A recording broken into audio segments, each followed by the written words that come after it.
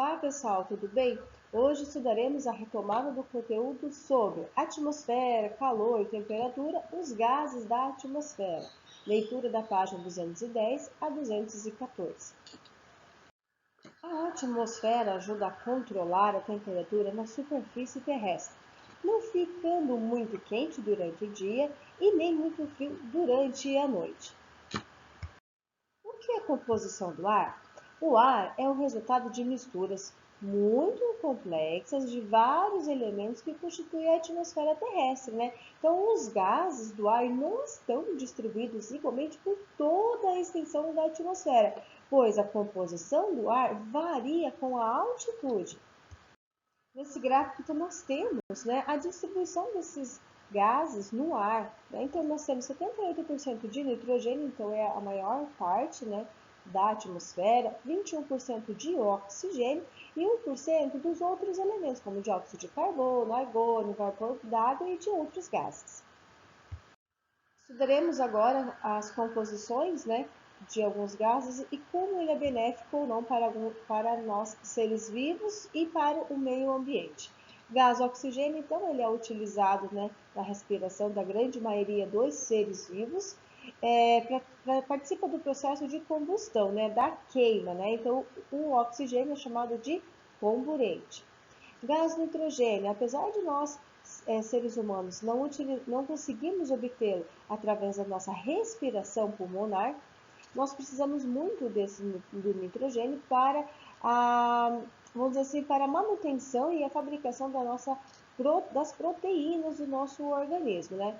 Como então nós não conseguimos através da respiração, a outra alternativa que nós temos é através da nossa alimentação, né? Então, é o gás mais abundante da atmosfera, os seres vivos necessitam do nitrogênio, né? Mas a maioria, então, não consegue obtê-lo, né, diretamente do ar, e nós, seres humanos, é utilizado, então, na síntese de proteína. O gás carbônico é utilizado na fotossíntese, né? E também é responsável por reter o calor da atmosfera.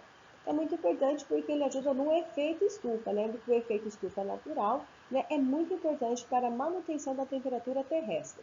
E o vapor d'água, né, que auxilia ali no ciclo da água, né, então ajuda a regular o clima por meio do ciclo da água. Modificações na atmosfera. Leitura do livro didático da página 215 à página 219.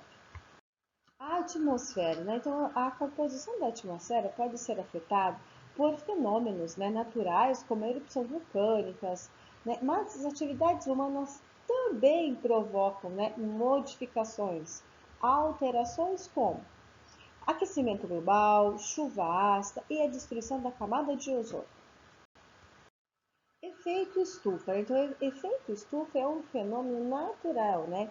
E esse fenômeno auxilia, então, a manutenção da temperatura terrestre, para que não resfrie muito ao longo do dia, ou até mesmo, principalmente à noite, né? Então, 70% dos raios solares, eles são absorvidos, né, aqui para o planeta Terra, e esses raios, então, eles ficam sendo emitidos ao longo de um período até que essa energia cesse totalmente, né? E com isso faz com que as temperaturas médias do planeta se mantenham. Então, o efeito estufa é um fenômeno natural que auxilia, então, na manutenção da temperatura média terrestre. Aquecimento global. Muitos confundem, né, o efeito estufa com aquecimento global. Então, o efeito estufa é a manutenção natural, né, da temperatura terrestre, o aquecimento. Então, isso é natural, um fenômeno natural. Agora, o aquecimento global é causado pela intensificação do efeito estufa, o aumento principalmente do gás carbônico e outros gases, né?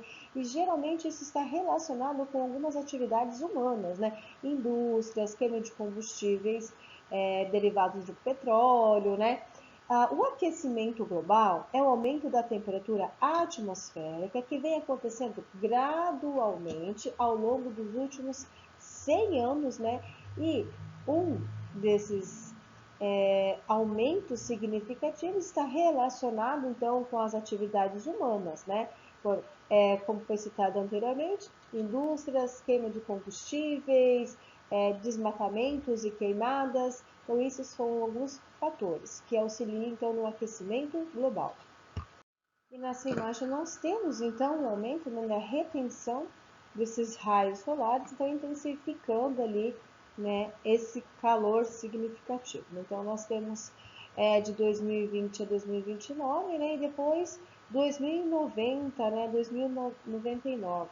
Como ficará o planeta, né?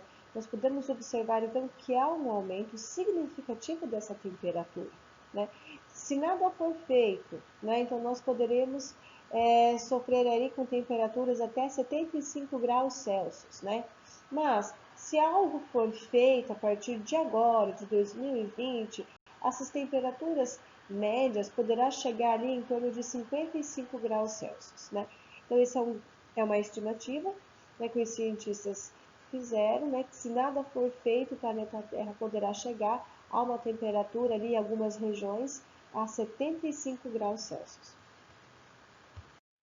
E aqui nós temos algumas imagens que já esse aquecimento global já está mudando algumas paisagens, né, e já está sim modificando, né, o nosso meio ambiente, principalmente alguns animais, né, o seu habitat, a sua alimentação, né. Então nós temos a primeira imagem ali do urso, né, totalmente magro, falta de alimento, falta de recurso onde ele está inserido. Na segunda imagem, nós temos um derretimento ali, né, das geleiras em 1980 e 2012. Isso foi retirado do satélite, então nós podemos perceber que há uma diminuição muito grande das geleiras e é o mesmo caso, então, de 1909 a 2004, né? Cadê a geleira? A chuva ácida, né, é uma atividade industrial, a circulação de veículos, além de outras ações humanas, né, liberam poluentes na atmosfera, como gás de nitrogênio e enxofre. Esses poluentes combinam-se com o vapor d'água e o gás oxigênio, formando substância ácida, assim dissolvidas na chuva, né? Então origina-se a chuva ácida. Quando ela se precipita na chuva, então origina-se a chuva ácida. E ao cair, né, nos locais como solo, lagos, plantas, né, até mesmo em cima de casas, monumentos, ele acaba danificando, né, e até mesmo causando danos mesmo a esses locais onde ele está se precipitando, tá? O problema da chuva ácida afeta mais intensamente, né, as regiões industriais, onde a quantidade de poluente é maior. Nessas duas imagens, então, nós temos, né, exemplos desses danos causados pela chuva ácida, né, no monumento e também na vegetação. Ozônio, né? Então, o ozônio é um gás que ele é produzido na atmosfera terrestre. Ele é muito importante porque ele retém, né, os raios ultravioleta. Esses raios ultravioleta em grande quantidade danifica, né, principalmente altera as nossas células, então provoca alterações celulares e com essas alterações celulares podemos desenvolver o câncer de pele. Além, né, dessas alterações celulares, também temos a diminuição do nosso sistema imunitário e também uma doença que afeta os olhos, a catarata. Aí nós temos a imagem então, da redução da camada de ozônio. Alguns meios de comunicação, eles falam o buraco na camada de ozônio, mas esse termo está errado porque não há uma formação de buraco, há uma redução, né, da espessura da camada de ozônio.